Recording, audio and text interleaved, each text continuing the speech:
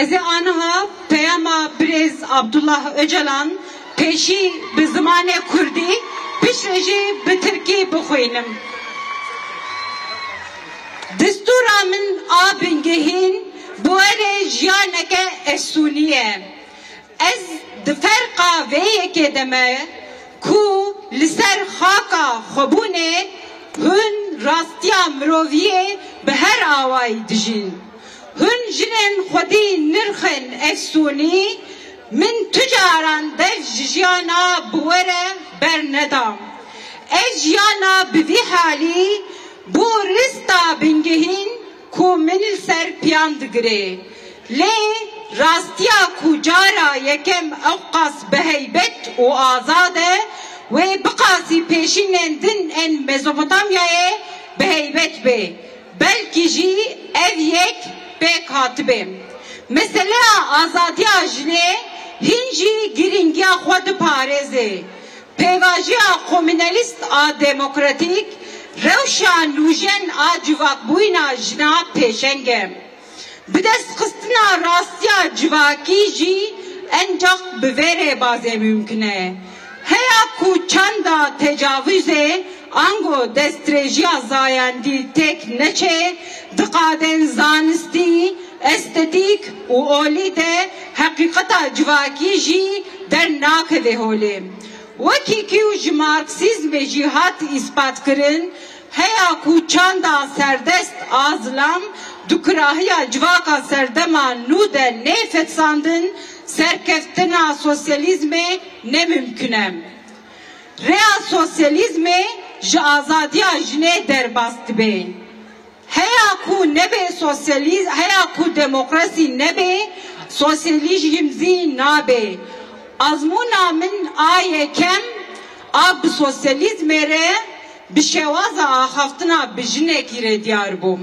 Kesekî ku nizanibe bi jinekê re çawa baxivê nikare bibe sosyalîst. Sosyalîst bûyîna zilamekî bi pêwendiya wî ya bi jinekî re girêdayî ye. Pîrozî ya jinê ye. Jin bi xwe gerdûn e. Zilam jî gersterkeke rêderketî ya derdûra vê gerdûnê ye. Ji bo cara yekem bang li zarokê bike ya ku ziman afirand jin e. Afirînera çandê jin e. Afirînera civakê jî jin e. Pîrozî û xwedawendayî jî ya jinê ye. Ji bo jinan min birdoziya rizgariya jinan a ku ji çar qadan pêk tê pêşxist. Ev torî ye. Çanda jina pêşeng serdema xwedawendan di navbera berî Zaynê 10,000 sal û 4,000 salan de ye. Olên yek xweda ji Babilê dest pê dikin. Destana Babilê destana kolekirina jinê ye. Afirandina destana Babilê yek ji hîmen bingehîn a mitolojiya Mezopotamyayê de. Di navbera salên beriya Zaynê 4,000 û 10,000 salan de ji bo çanda jinê tekçûyîn dest pê kir. Piştî ku çanda jinê pêşeng hilweşiya bi mîtaniyan ve jina qesrê derket holê. Nefertîtî jî jineke ji qesrê ye. Jinên qesrê yên wê serdemê di pêvajiya dîrokî de bûn jinên ji malê yên vê serdemê. Wekî ku hûn jî dizanin çand û kevneşopiya satî heye. Di çanda satyan de jin davetin nav agir û dişewtandin. Di salên 1832 de jî ev yek pêk dihat. Piştre İngilîzyan dawî li vê çandê anîn.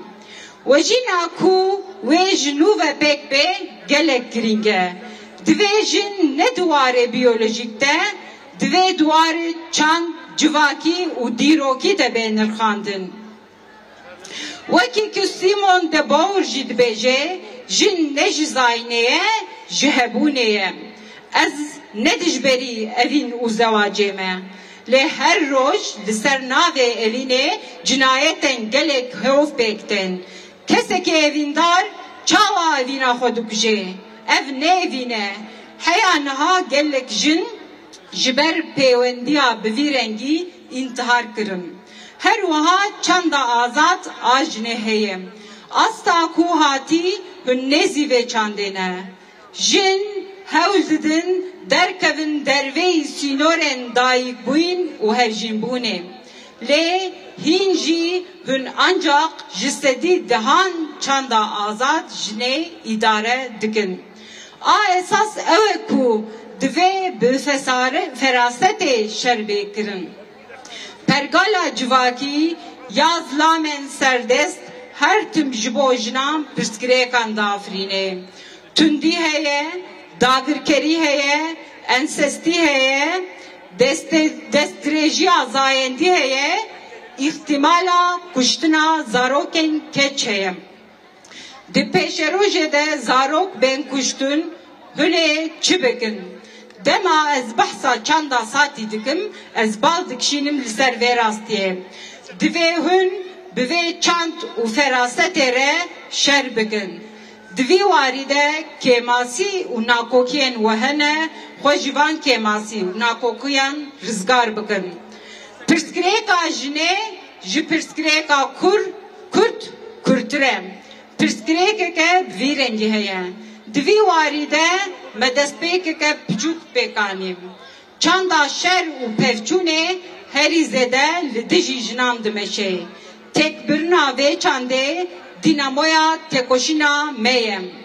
Rihê vê serdemê serdema siyaseta demokratîk e, zimanê vê serdemê jî zimanê aştiyê ye. Banga aştî û civaka demokratîk di heman demê de ji bo jinan Rönesans e. Ez jinê ku guh didin banga min, bawerî bi jiyana hevpartînin, bi eşqa me mûzîn, bi eşqa derwêşê evdê yan nûjen silav dikim û heştê ajarê roja jinên ketkar ên cîhanê pîroz dikim. Bi silav û hezkirinên xwe Abdullah Öcalan.